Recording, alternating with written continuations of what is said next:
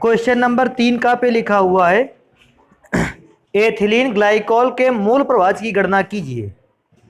यदि जलीय विलयन में जो एथिलीन ग्लाइकॉल है वो 20% द्रव्यमान रखता हो। देखो इसको कैसे करेंगे। हमारे पास दो कंपोनेंट हैं। पहला कंपोनेंट है ethylene glycol C2H6O2 ethylene glycol है, और दूसरा हमारे पास एक और पदार्थ है जल। अब ध्यान देने वाली बात है, इसके मोल प्रभाज की गणना करनी है आपको। लिखा है जलीय विलयन में 20% द्रव्यमान एथिलीन ग्लाइकॉल का हो। अगर 20% द्रव्यमान एथिलीन ग्लाइकॉल का होगा, इसका मतलब है W = 20 ग्राम। अब ध्यान देने वाली बात है, 20 ग्राम अगर इसका है, या दूसरे शब्दों में 20% द्रव्यमान है एथिलीन ग्लाइकॉल का, तो विलयन में, अच्छा एक बात समझते हैं इस बात को, टोटल सॉल्यूशन होता है 100%। अब 100% में से 20% तो ये हो गया, तो जल का कितना परसेंट बचा? 80%। तो जल की अमाउंट जो है वो मैंने लिख ली है 80% के लिए 80 ग्राम। इसके बाद आगे पढ़ेंगे। कहता है हाँ एथिलीन ग्लाइकॉल के मूल प्रभाज की गणना करनी है। देखो कैसे, ये ग्राम में मात्राएं दी गई है। सबसे पहले एथिलीन का अणुभार, एथिलीन ग्लाइकॉल का अणुभार निकालेंगे। कैसे निकलेगा इसको ध्यान देते हैं। एक कार्बन का होता है 12, दो कार्बन एटम का हो गया 24, प्लस 6 30, प्लस एक ऑक्सीजन का 16, दो का 32। बेटा सबको जोड़ दोगे तो 24 6 30 और 32 होता है 62 ग्राम प्रति मोल। इसको बेटा थोड़ा सा और सॉल्व करेंगे। इसको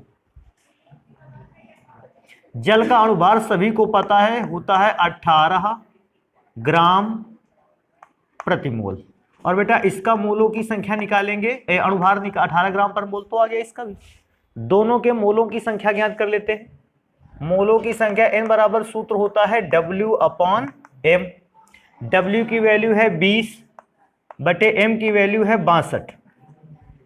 इसको यहां लिख लेते हैं। W की वैल्यू ऊपर और m की वैल्यू कहां लिख ली? नीचे। इसको सॉल्व करते हैं, इसका भी अणुभार निकालते हैं, मोलों की संख्या। मोलों की संख्या कैपिटल W/कैपिटल M। अब बेटा इसको सॉल्व अगर करोगे तो 80 ऊपर और 18 नीचे। इन वैल्यू को थोड़ा सा सॉल्व कर लेते हैं। कैसे सॉल्व कर लेते हैं? इसको 2 से डिवाइड करोगे 10/31। इसको 2 से डिवाइड करोगे तो बेटा आने वाला है 40/9। दोनों पदार्थों के मोलों की संख्याएं आ गई। अब हमको एथिलीन ग्लाइकॉल का मोल प्रभाज निकालना था, तो हम लिखेंगे X का मतलब मोल प्रभाज, और किसका निकालना है? एथिलीन ग्लाइकॉल का। तो C2H6O2 का मोल प्रभाज। बेटा मोल प्रभाज का नियम साधारण ये है कि जिस पदार्थ का मोल प्रभाज पूछे उसके मोलों की संख्या ऊपर और टोटल मोलों की संख्या नीचे। तो क्योंकि एथिलीन ग्लाइकॉल के मोल प्रभाज पूछा है, तो 10/31 जो वैल्यू है इसको ऊपर रखेंगे और टोटल नंबर ऑफ मोल्स को कहां रखेंगे? नीचे।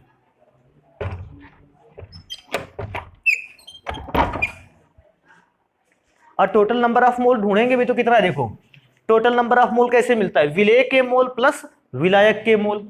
तो आ जाएगा 10/31 प्लस 40/9। थोड़ा सा इसको सॉल्व करेंगे बेटा अच्छे ढंग से। ऊपर 10/31 बना रहने दीजिए, नीचे सॉल्व करेंगे। 31 और 9 का एलसीएम ले लेते हैं। 31 × 9 एलसीएम हो गया। 31 से 31 कट गया, 9 बचा। 9 का गुना किस पर होने वाला है? 10 में। 9 का गुना 10 में होगा तो ये आएगा 90 या 90। 9 से 9 कैंसिल हो, 31 का गुना किस में होना है? 40 में। तो 40 गुना जब 31 में होगा, 4 × 3 = 1240। 1240। थोड़ा सा इसको लिखते हैं 10/31 इंटू 31 × 9 कहां चला जाएगा? ऊपर। और बेटा ये जो नंबर है ये कहां रह जाएगा? नीचे। तो इसको जोड़ लेते हैं, दोनों को जोड़ेंगे तो 1330। मैं क्या सोचता हूं, ये जीरो से ये जीरो कैंसिल कर लेते हैं। और अभी एक काम कर लेते हैं, अगर ये जीरो से ये जीरो कैंसिल होगा, एक काम और तो हो सकता है कि 31 से 31 को कैंसिल कर लिया जाए। W बराबर, आंसर आ गया मूल प्रभाजक का 9/133। अभी आंसर निकालने के लिए करना क्या है आपको, 133 से 9 को क्या कर देना है, डिवाइड कर देना है। तो 133 से 9 को डिवाइड कर लेना है, दशमलव लगा दो, 0 बढ़ा लो, डिवाइड करोगे अभी नहीं जाएगा, 0 आ जाएगा। अभी डिवाइड करोगे इसमें से तो थोड़ा सा और ध्यान देने वाले हैं। अब इसका डिवाइड करते हैं, 6 बार में जाएगा, 6 त्रिका 18 और 6 त्रिका 18, 1 19 और 6 का नाम 6 और 1 7, 798 का मतलब है 102, दशमलव लगा है, 0 बढ़ा लो, 113 का से डिवाइड करना है, 13 104, 7 बार में। तो डिवाइड करोगे 7 त्रिका 21 और 7 त्रिका 21, 1 22 और 7 एक नाम 7 और 2 9, 9 से 21 में 1020 में जाएगा तो आएगा 99, 99 तो आएगा, दशमलव लगा रहा है, 0 बढ़ा लो, अगर डिवाइड करोगे तो एक बार और 7 बार चला जाएगा, और क्या इसमें से, तो आंसर आ जाएगा 0.067। ये इतना आ गया मोल प्रभाजक को, और मोल प्रभाजक का कोई मात्रक होता नहीं तो उसमें से मात्रक लिखने की जरूरत नहीं है। अगला नंबर है बेटा, क्वेश्चन पढ़ते हैं, इसके बाद इसको अलग कर लेते हैं। इसके बाद हम लोगों के पास है क्वेश्चन नंबर 3 का खा। क्वेश्चन 3 खा लिखा है, कोलहराउस नियम क्या है, इसके द्वारा दुर्बल विद्युत अपघट्य के वियोजन की कोटि की गणना किस प्रकार की जाती है। तो भैया सबसे पहले कोलहराउस के नियम को लिख लेते हैं, क्या होता है कोलहराउस का नियम, और फिर इस पर बात करते हैं कि कोलहराउस का जो नियम है वो दुर्बल विद्युत अपघट्यों के लिए वियोजन की कोटि की गणना कैसे करता है। तो इस बात को देखते हैं क्या है। सबसे पहले हमें लिखना है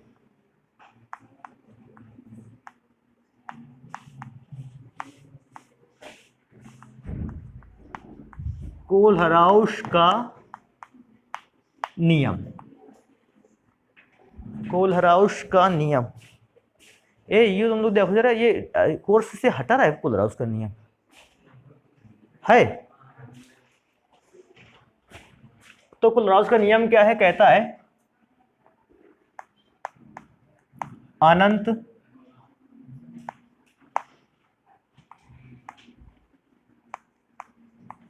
तनुता पर किसी विद्युत अपघट्य की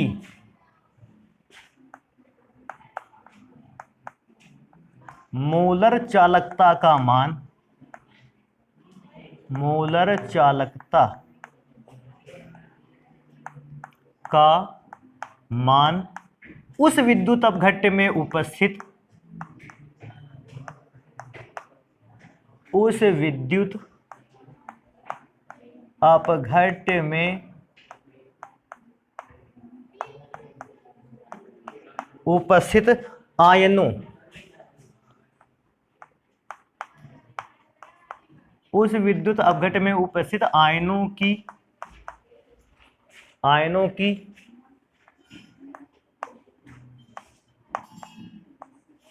अनंत तनुता पर मूलर चालकताओं, अनंत तनुता पर मूलर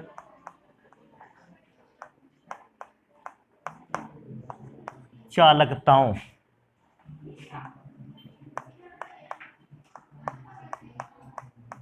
के योगफल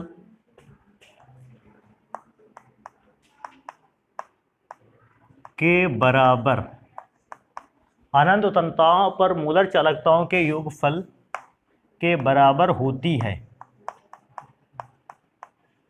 देखो कोलहराउस का नियम कितना अच्छा था, मैं पढ़ के सुना देता हूं एक बार।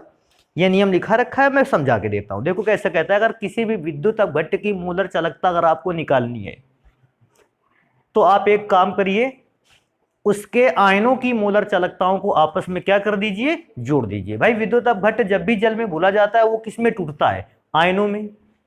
और कितने प्रकार के आयन बनते हैं, दो प्रकार के, धनायन और ऋणायन।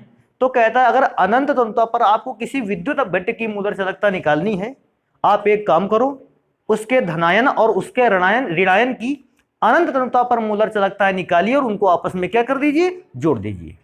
इस पर बेस्ड देखो हम एक आधा एग्जाम्पल भी देख लेते हैं इस पर कैसे।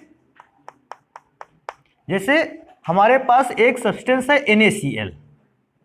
अब NaCl की अनंत तंतुता पर मोलर चालकता निकालनी है, तो मोलर चालकता निकालनी है अनंत तंतुता पर।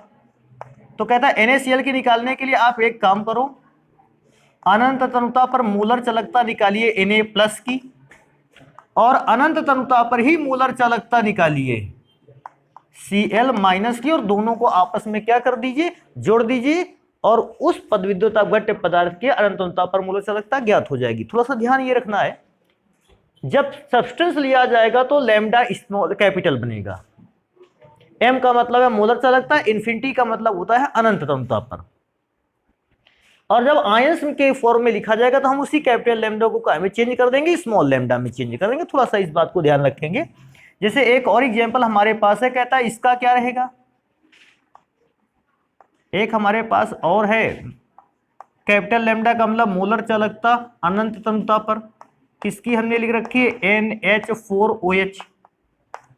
NH4OH की अगर निकालनी है तो भैया एक काम कर लेते हैं, स्मॉल लैम्डा कर लेते हैं, और अनंत तंतुता पर सबसे पहले चालकता लिखते हैं NH4 पॉजिटिव आयन की, और फिर अनंत तंतुता पर मोलर चालकता को लिखना है OH निगेटिव आयन की। अब आगे बोलता है, कहता है इसके द्वारा दुर्बल विद्युत अपघट्य के वियोजन की कोटि की गणना किस प्रकार करते हैं। मतलब कहने का अर्थ है, अगर आपको प्रबल विद्युत, देखो एक सामान्य सी बात है, इसको मैं थोड़ा सा ऐसे पढ़ के सुनाता हूं। प्रबल विद्युत अपघट्यों की मोलर चालकता की गणना आसानी से की जा सकती है, परंतु दुर्बल विद्युत अपघट्यों की मोलर चालकता की गणना आसानी से नहीं की जा सकती है। अब कोई व्यक्ति ऐसा भी पूछ सकता है, आखिर क्या रीजन रहा कि दुर्बल विद्युत अपघट्यों की मोलर चालकताओं की गणना करना कठिन है या असंभव है। क्योंकि बेटा दुर्बल विद्युत अपघट्य को जब भी ध्रुवीय विलायक में या जल में घोला जाता है वो आयनों में बहुत कम टूटते हैं। तो सोचने वाली बात है, जब आयन ढंग से प्रोड्यूस नहीं होगा तो उनके आयनों की चालकताएं भी तो नहीं ज्ञात कर सकते हैं। तो फिर क्या हुआ, फिर वैज्ञानिकों ने या कोलराउस ने एक ऐसे नियम की उत्पत्ति की जिसकी सहायता से हम दुर्बल विद्युत अपघट्यों की अनंत तंतुता पर मोलर चालकता को आसानी से निकाल सकते थे यदि हमें किसी प्रबल विद्युत अपघट्य की अनंत तंतुता पर मोलर चालकता ज्ञात है। दूसरे शब्दों में, प्रबल विद्युत अपघट्यों की अनंत तंतुता पर मोलर चालकताओं की हेल्प लेते हुए हम दुर्बल विद्युत अपघट्य की अनंत तंतुता पर मोलर चालकता को क्या कर सकते हैं, ज्ञात कर सकते हैं। पूछेगा अच्छा दुर्बल की क्यों नहीं ज्ञात कर सकते थे डायरेक्ट, क्योंकि दुर्बल विद्युत अपघट्यों का आयनन आसानी से या शीघ्रता से नहीं होता है। तो इस बात को भी लिखना पड़ेगा कि इसके द्वारा दुर्बल विद्युत अपघट्य के वियोजन की कोटि की गणना किस प्रकार करते हैं। तो जिस प्रकार करते हैं उसको लिखते हैं, क्या लिखते हैं,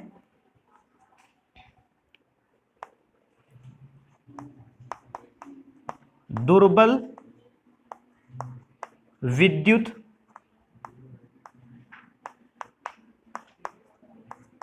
अपघट्यों के लिए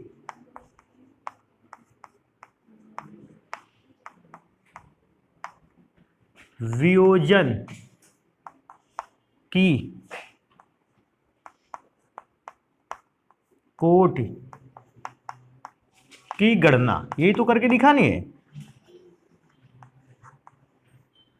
गणना करके दिखानी। तो बेटा गणना करना देखो स्टार्ट करते हैं, क्या बोलते हैं,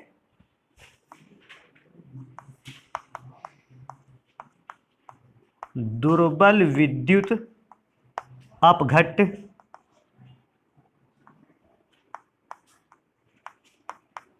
का आयनन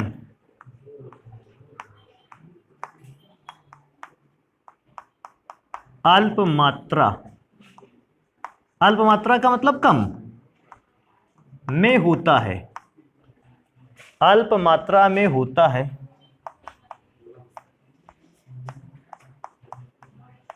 अतः इनकी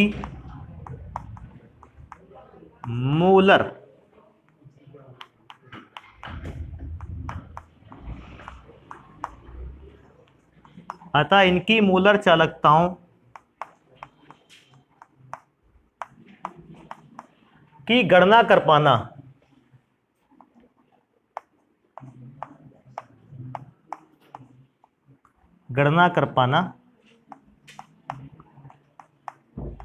अत्यंत कठिन होता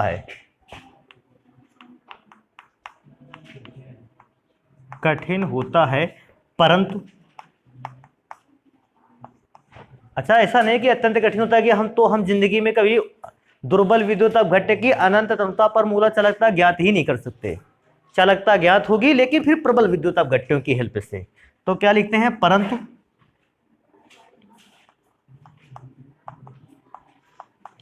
प्रबल विद्युत अपघट्यों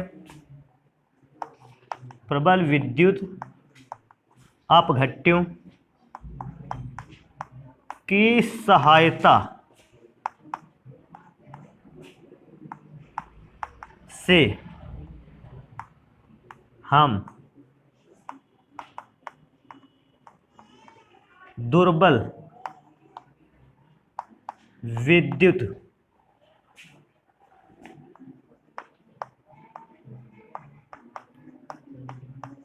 अपघट्यों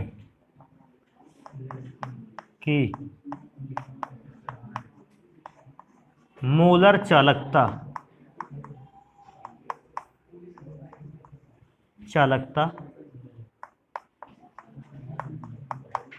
को ज्ञात कर सकते हैं।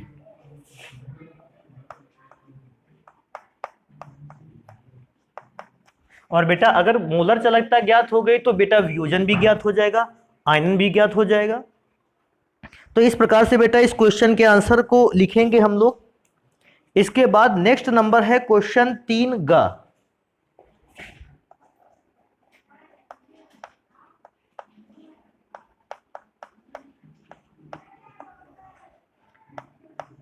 अच्छा, 3 ग में क्या लिखा हुआ है, कहता है उत्प्रेरक वर्धक तथा उत्प्रेरक विष को उदाहरण सहित समझाइए।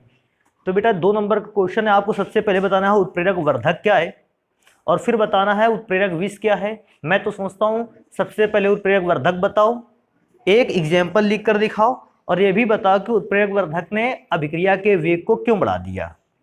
फिर उत्प्रेरक विष के विषय में बताइए, उसके पर एक रिएक्शन लिखते हैं और फिर उसके बाद ये बताते हैं कि आखिर उत्प्रेरक विष ने उत्प्रेरक की क्षमता को क्यों घटाया। पहले मैं उत्प्रेरक वर्धक की बात कर लेता हूं।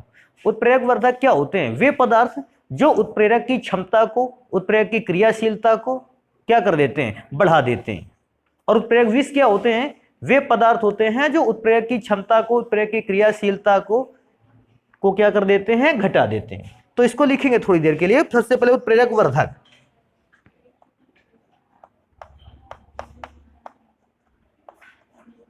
उत्प्रेरक वर्धक,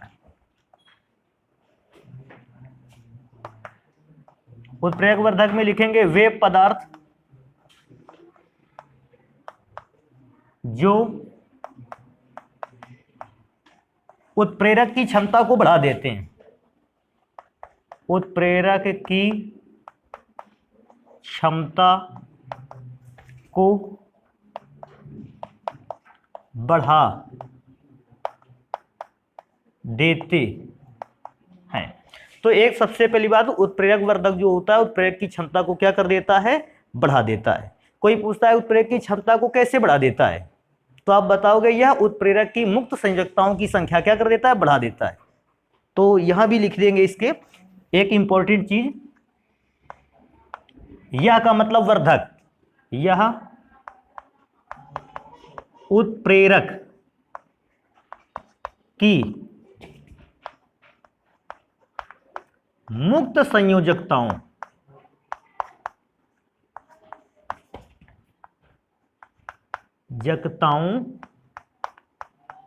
को बढ़ा देता है। और बेटा बढ़ा देता है, अतः उत्प्रेरक की क्षमता क्या हो जाती है? बढ़ जाती है। भाई उत्प्रेरक की क्षमता किस पर डिपेंड करती है? मुक्त संयोजकताओं पर। मुक्त संयोजकताओं की अगर संख्या बढ़ गई तो भैया उत्प्रेरक की क्षमता भी बढ़ जाती है। साथ में बेटा एक एग्जाम्पल तो हमको लिखना ही चाहिए था वहां पे, तो एक एग्जाम्पल देखो दे देते हैं। और एग्जाम्पल तो ऐसा लेंगे बिल्कुल साधारण, जो हर एक बच्चे को पता हो। N2 + 3H2, और आपको याद होगा इस अभिक्रिया को कंप्लीट कराने के लिए हमने Fe नाम का उत्प्रेरक लिया था, और उत्प्रेरक की क्षमता या सक्रिय केंद्रों या मुक्त संयोजकताओं को बढ़ाने के लिए हमने एक वर्धक डाला था मोलिब्डेनम, और इन दोनों के कॉम्बिनेशन से एक रिएक्शन हुई थी जिसको हम लोग लिखते थे उत्पाद के फॉर्म में 2NH3। इसमें से MO क्या है? वर्धक है, तो मैं लिख दूंगा जहां Fe क्या है? Fe है उत्प्रेरक, और बेटा MO क्या है? हाँ, वर्धक। इसका पूरा नाम ऐसे भी लिख सकते थे, उत्प्रेरक वर्धक लिख सकते थे, लेकिन मैंने वर्धक लिख रखा है केवल। अभी एक इसमें से और क्वेश्चन था, कहता था उत्प्रेरक विष क्या होता है, तो भैया अगली हेडिंग डाल देंगे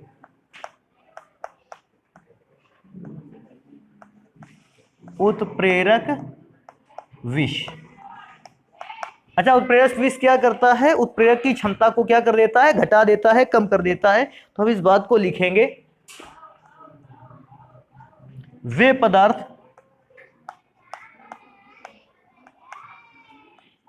पदार्थ जो अभिक्रिया में उपस्थित, वे पदार्थ जो अभिक्रिया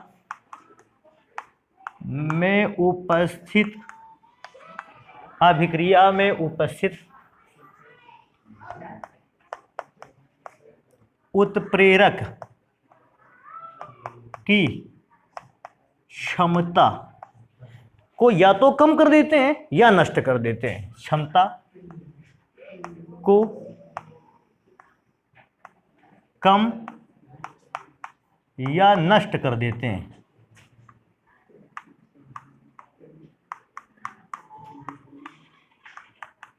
क्षमता को या तो कम कर देते हैं या तो नष्ट कर देते हैं। हाँ, कभी कभी बच्चे के दिमाग में ऐसे भी आ सकता है। आखिर क्षमता क्यों नष्ट हो जाती है या क्यों कम हो जाती है, तो उसका कारण भी लिख सकते हैं कि यह मुक्त संयोजकताओं को क्या कर लेता है? ढक लेता है, कवर कर लेता है। वर्धक को जैसे उत्प्रेरक में डाला, इसने उत्प्रेरक के चारों ओर अपनी एक पतली क्या बना ली? परत, और पतली परत बनाई, जिससे उत्प्रेरक की मुक्त संयोजकताएं क्या हो गई? ढक गई, और उत्प्रेरक ने काम करना क्या कर दिया? बंद कर दिया। तो लिखेंगे यह उत्प्रेरक, यह का मतलब विष, उत्प्रेरक की सतह पर जुड़कर या आबंधित होकर,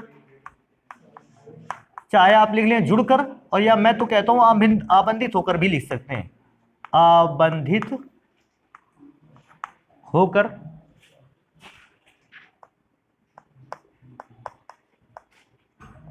उत्प्रेरक की मुक्त संयोजकताओं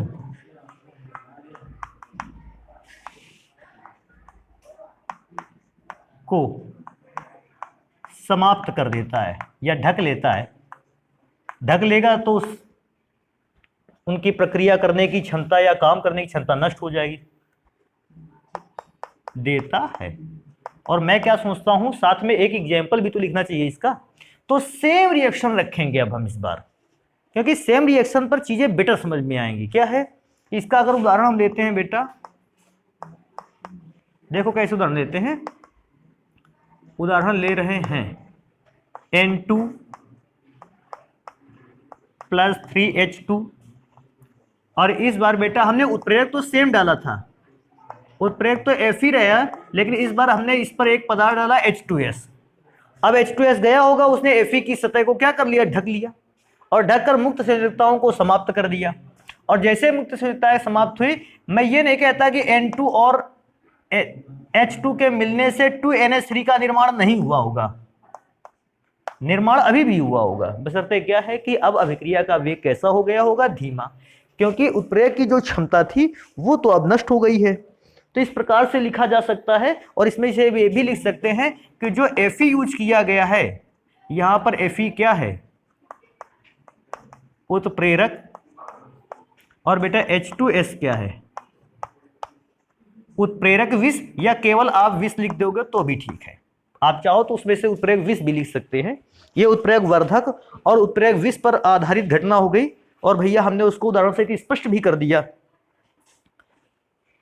बेटा क्वेश्चन नंबर 3 गा तो कंप्लीट हो गया। क्वेश्चन नंबर 3 घा,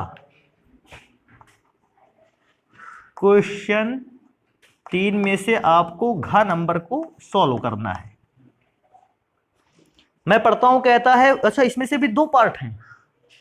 फर्स्ट पार्ट को सॉल्व करेंगे सबसे पहले। कहता है उत्कृष्ट गैसों के आयनन विभव उच्च होते हैं क्यों। तो हेडिंग डाल देते हैं उत्कृष्ट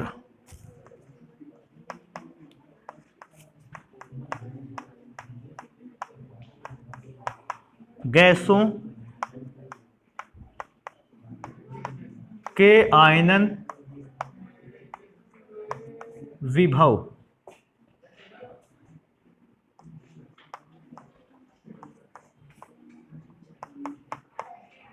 उच्च होते हैं। आपको इसका कारण बताना है कि आखिर क्या रीजन है कि जो गैसें उत्कृष्ट होती है। उत्कृष्ट गैसों का मतलब जानते हो, अक्रिय गैसें, निष्क्रिय गैसें, अभिक्रिया ना करने वाली गैसें, नोबल गैसेस, जाने क्या क्या सारे नाम इसी के। कहता है ये गैसें जो होती हैं वो इनके आयनन विभव उच्च क्यों होते हैं। भैया किसी भी उत्कृष्ट गैस का आप इलेक्ट्रॉनिक विन्यास करिए, आप देखोगे इलेक्ट्रॉनिक विन्यास करने पर क्या होता है, इसकी बाहरी कक्षा पूर्ण रूप से क्या होती है, भरी होती है, अर्थात इनके अष्टक कंप्लीट होते हैं। एक गैस में अष्टक कंप्लीट नहीं होता है, हीलियम। आपको कोई सर हीलियम में अष्टक क्यों कंप्लीट नहीं, क्योंकि बेटा उसमें 2 इलेक्ट्रॉन है। अगर उसका ऑक्टेट अर्थात अष्टक नहीं कंप्लीट है तो उसका डुप्लेट कंप्लीट है, क्योंकि इनके सभी के अष्टक कंप्लीट हैं। इसलिए कोई भी परमाणु या कोई भी अक्रिय गैस का कोई भी परमाणु जो है वो इलेक्ट्रॉनों को आसानी से त्यागने वाला नहीं है। भाई जिनके अष्टक कंप्लीट है, कंप्लीट का मतलब है उनमें जो तृप्त चाहिए, संतृप्तता चाहिए थी उनके पास अवेलेबल है, क्योंकि उनके अष्टक के पहले से कंप्लीट है। ये ना तो इलेक्ट्रॉन त्यागना चाहते हैं और ना ग्रहण करना चाहते हैं। तो जब भी कभी अगर हमको ऐसा लगेगा हमें इसे के अंदर से इलेक्ट्रॉन को निकालना है, हमें बहुत अधिक ऊर्जा देनी पड़ेगी, तभी ये अपने अष्टक को समाप्त करते हुए इलेक्ट्रॉन को अपने परमाणु से कहां करेंगे, बाहर। लेकिन नॉर्मली जो है ये कभी भी अपने इलेक्ट्रॉन को बाहर नहीं करते, क्योंकि इनका अष्टक कैसा होता है, पूर्ण होता है। तो हम इस बात को यहां लिखेंगे, क्योंकि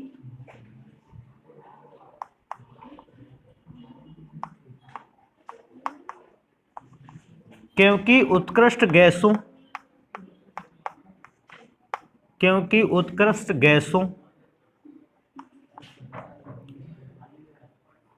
का अष्टक, क्योंकि उत्कृष्ट गैसों का अष्टक पूर्ण होता है। और साथ में बेटा ये वाली बात लिखा देनी चाहिए हमको, किसको छोड़कर, हीलियम को छोड़कर। हीलियम को छोड़कर समस्त अष्टक गैसों, समस्त अक्रिय गैसों या उत्कृष्ट गैसों का अष्टक कैसा होता है, कंप्लीट होता है। अर्थात इनमें का मतलब है उत्कृष्ट गैसों में, इनमें इलेक्ट्रॉनों की व्यवस्था स्थायी होती है, इलेक्ट्रॉनों की व्यवस्था स्थायी होती है।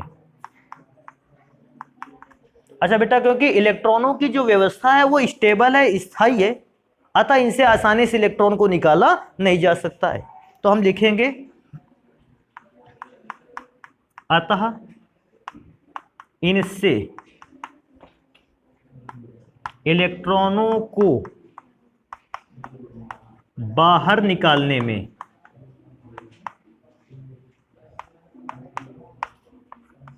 इनसे इलेक्ट्रॉनों को बाहर निकालने में अत्यधिक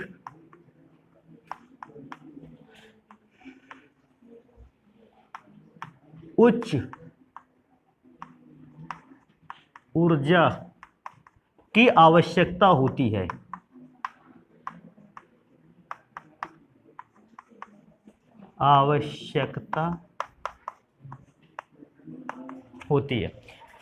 तो इसको ध्यान रखेंगे थोड़ा सा। अक्रिय गैसों के आने बहुत उच्च क्यों होते हैं, तो बताता है अधिक उच्च ऊर्जा की आवश्यकता होती है।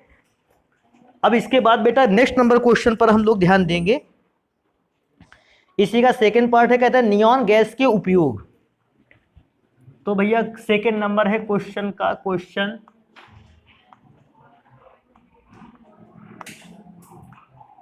3 घा और भैया सेकंड पार्ट आपको लिखना है नियॉन के उपयोग। तो हेडिंग डाल देते हैं नियॉन के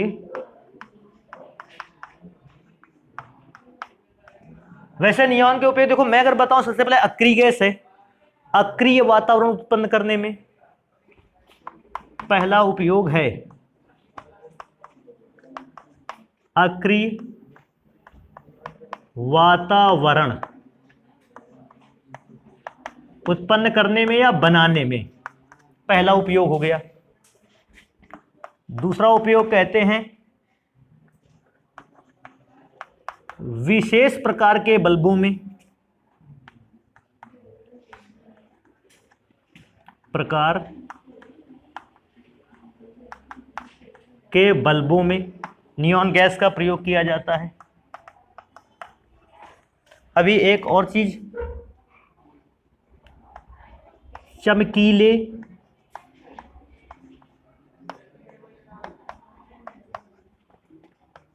प्रचार में, चमकीली होल्डिंग लगती है प्रचार वगैरह करने के लिए हम लोग नियॉन गैस का प्रयोग करते हैं, नियॉन गैस के स्टिकर्स का प्रयोग करते हैं। एक काम करते हैं, इसको नोट करते हैं फिर पढ़ते हैं आगे के क्वेश्चन।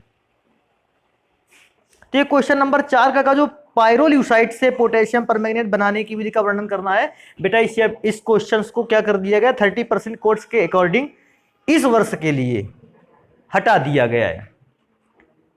अब हम इसके बाद 4 खा पढ़ेंगे अगर, तो 4 खा को पढ़ना स्टार्ट करते हैं।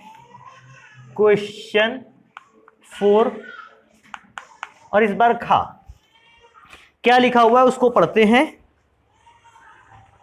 एथिल एमीन बनाने का रासायनिक समीकरण लिखिए। आपको सबसे पहले लिखना है एथिल एमीन को बनाने का रासायनिक समीकरण, और जब एथिल एमीन बन जाएगा रासायनिक समीकरण द्वारा तो निम्न के साथ रासायनिक अभिक्रियाओं का भी वर्णन करना है। तो सबसे पहले हम करेंगे एथिल एमीन को बनाने की विधि लिखेंगे। तो हेडिंग डाल देंगे बेटा एथिल एमीन का फॉर्मूला क्या होता है, C2H5NH2 बनाने की विधि। और बेटा एथिल एमीन को बनाने की तो बहुत सारी विधियां हैं, एक विधि थोड़ी अपने पास एथिल एमीन को बनाने की जो अपने पास है। एक तो सबसे पहली बात हाफमैन ब्रोमेमाइड विधि, जिससे एथिल एमीन को आप बना सकते हो। ऐसी विधि बेटा पूछी भी बहुत जाती है, क्योंकि हाफमैन ब्रोमेमाइड विधि जो है कई बार पूछी गई है, हम इसी विधि का इस्तेमाल करते हैं। हाफमैन ब्रोमेमाइड विधि में क्या होता है, आपके पास पहला कंपोनेंट होता है C2H5CONH2 और आप इसके अभिक्रिया करवाते हो Br2 प्लस KOH से। और बेटा जब Br2 प्लस KOH से अभिक्रिया करवाते हो, देखो बनता क्या क्या है। सबसे पहले 2 Br तो 2 K से रिएक्शन करेंगे तो पहला पदार्थ बनेगा 2 KBr। हालांकि ये साइड प्रोडक्ट है, मुख्य उत्पाद ये नहीं है। अभी आगे ध्यान देने वाली बात है बेटा, तो बाकी के बचे हुए 2 K CO और O से अभिक्रिया करते हैं, 4 KOH रहता है, तो बाकी का तैयार होता है K2CO3। देखो कैसे, 4 K में से 2 तो KBr के साथ हो गए, बचे 2 K यहां से CO और बेटा आपको यार CO3 लिखा है तो 1 O यहां से, बाकी के 2 O यहां से। अगर बाकी के 2 O यहां से निकालेगा तो बच जाएंगे अभी यहां 2 O बचेंगे और 4 H बचेंगे, 2 O और 4 H बन के बनाएंगे 2H2O। अब मुख्य उत्पाद लिखेंगे C2H5NH2। इसको बहुत विशेष ध्यान रखना है रासायनिक अभिक्रिया को। इसके बाद बेटा नेक्स्ट नंबर पे मैं पढ़ता हूं, इसी क्वेश्चन में है, कहता है एथिल एमीन की निम्न के साथ रासायनिक अभिक्रिया का समीकरण लिखिए। और आपको सबसे पहले एथिल एमीन की अभिक्रिया करवाना है क्लोरोफॉर्म तथा एल्कोहलिक KOH के साथ। तो हम क्या लिखेंगे, एथिल एमीन की क्लोरोफॉर्म तथा एल्कोहलिक KOH से क्रिया। ये भी रासायनिक अभिक्रिया जो है वो बहुत ही फेमस अभिक्रियाओं में से है। इसको आइसोसाइनाइड परीक्षण के नाम से जानते हैं या कार्बिल एमीन अभिक्रिया भी कहते हैं। और नाम से आने वाली अभिक्रिया क्योंकि है इंपॉर्टेंट रोल प्ले करती है अपने यहाँ एग्जाम में। तो सबसे पहले एथिल एमीन C2H5NH2 क्लोरोफॉर्म के एल्कोहलिक KOH से अभिक्रिया करवानी है तो क्लोरोफॉर्म का सूत्र एल्कोहलिक KOH 3KOH। एल्कोहलिक है तो आप ऐसा लिख सकते हो। सॉल्यूशन देखते हैं इसका क्या आएगा। सबसे पहले बेटा 3Cl इस 3 के साथ रिएक्शन कर लेंगे तो बेटा बनाकर तैयार करेंगे 3KCl। अभी मैं क्या देखता हूं मेरे पास क्या बचता है, उसको 2H और यहां से बचे हुए 3H, 2 और 3 कितने हो गए 5, 5 और 1 6। मैं देखो क्या करता हूं 2 1 3, 3 और 3 6, 6H इन 3 O के साथ अब क्रिया करके तैयार करते हैं तो 3H2O। जिन जिन के साथ नीचे टिक मार्क लगा हुआ है उनको सबको एक साथ लिख रहा है। मैं क्या सोचता हूं जो बच रहा है उसको लिखते हैं। C2H5 बचता है, N बचता है, C बचता है, C2H5NC। बेटा इसको एथिल आइसोसाइनाइड के नाम से जानते हैं। इसको ध्यान रखना, इसको बोलते हैं एथिल आइसोसाइनाइड। इस बात को विशेष ध्यान रखना है, एथिल आइसोसाइनाइड। अभी एक और रिएक्शन कहता है, इसका कहता है नाइट्रस अम्ल से अभिक्रिया करवाओ। तो एथिल एमीन की अभिक्रिया आपको करवानी है नाइट्रस अम्ल से कि नाइट्रस अम्ल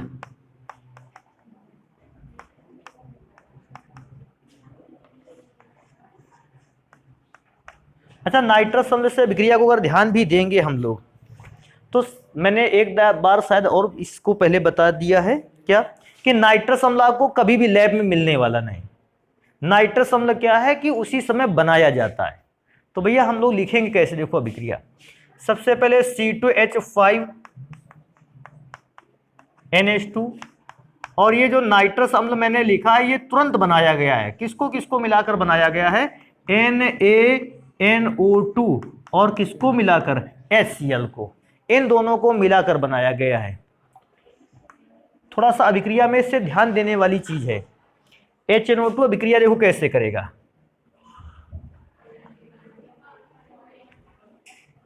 बेटा HNO2 में ध्यान देने वाली बात है, इस सबसे पहली बात तो क्या है, N के पास हो जाएगा। बेटा इसमें 2 O है ना, एक O H2 के पास और बचा क्या O और H, उसको इधर लिख लेते हैं। तो बनेगा क्या N2, फिर क्या बचेगा इधर की ओर H2O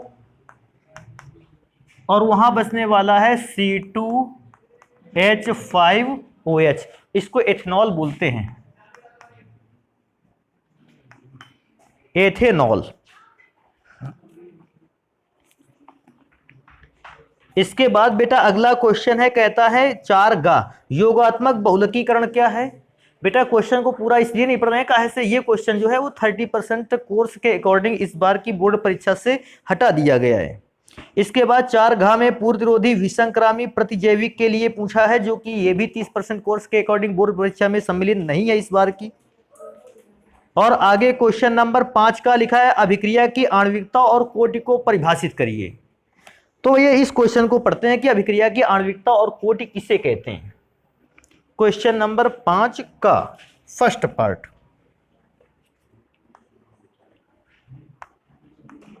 क्वेश्चन 5 का और बेटा पार्ट रहने वाला है फर्स्ट पार्ट में सबसे पहले कहता है अभिक्रिया की आणविकता और कोटि को परिभाषित करिए। देखो आणविकता क्या होता है और कोटि क्या होती है। अभिक्रिया में भाग लेने वाले अणुओं की संख्या आणविकता, और अभिक्रिया में भाग लेने वाले उन अणुओं की संख्या जिसकी सांद्रता पर अभिक्रिया का वेग निर्भर करता है, उनको कहते हैं अभिक्रिया की कोटि। जैसे क्या है कि एक अभिक्रिया में अगर 6 पदार्थ पड़े हुए हैं, 6 अणु सम्मिलित हैं, लेकिन क्या है अणुओं का अभिक्रिया का जो वेग है वो 2 अणुओं पर डिपेंड करता है, तो आणविकता तो 6 लिख दी जाएगी। लेकिन क्योंकि अभिक्रिया का वेग केवल 2 अणुओं की सांद्रता पर निर्भर करता है, इसलिए अभिक्रिया की कोटि कितनी हो जाएगी, 2। लास्ट में क्या बोलता है, कहता है आणविकता और कोटि में दोनों में क्या लिखना है, आपको अंतर भी लिखना है। तो एक काम करेंगे, सबसे पहले लिखेंगे अभिक्रिया की आणविकता की डेफिनेशन।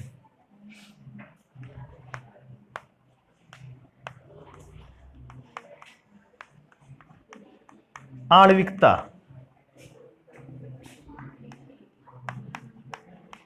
किसी रासायनिक अभिक्रिया, किसी रासायनिक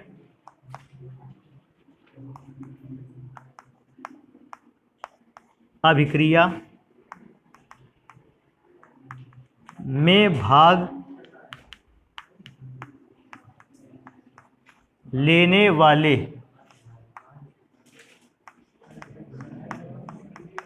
अणुओं की संख्या को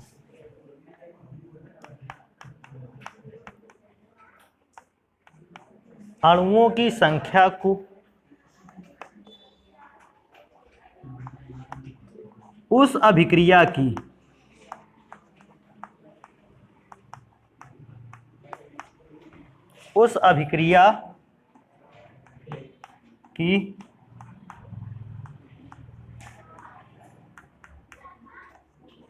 आणविकता कहते हैं। ये तो बेटा आणविकता की परिभाषा हो गई। एग्जाम्पल वगैरह तो नहीं मांग रहा था, एग्जाम्पल परिभाषित कीजिए केवल कह रहा था। अब आ जाएगी बात की अभिक्रिया की कोटि किसे कहते हैं, तो नेक्स्ट हेडिंग डाल देते हैं कोटि। तो देखते हैं, देखो इसमें से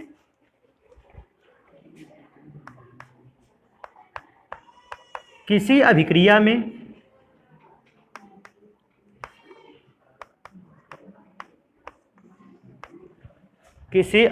में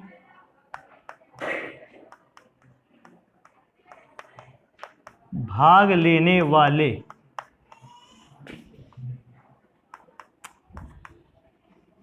अभिकारक अणुओं की वह संख्या, अभिकारक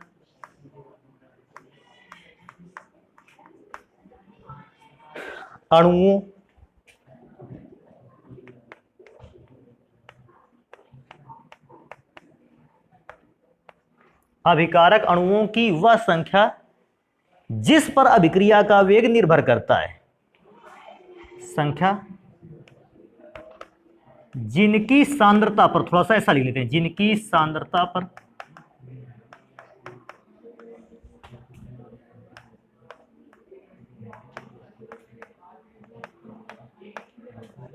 अभिक्रिया का वेग निर्भर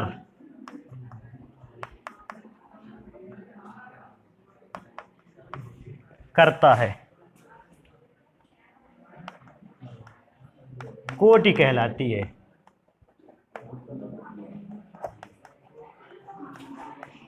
तो बेटा ये हो गए रासायनिक अभिक्रिया की कोटि की परिभाषा। भी क्या है लिखा है, रासायनिक अभिक्रिया की कोटि और आणविकता दोनों में अंतर स्पष्ट करने हैं।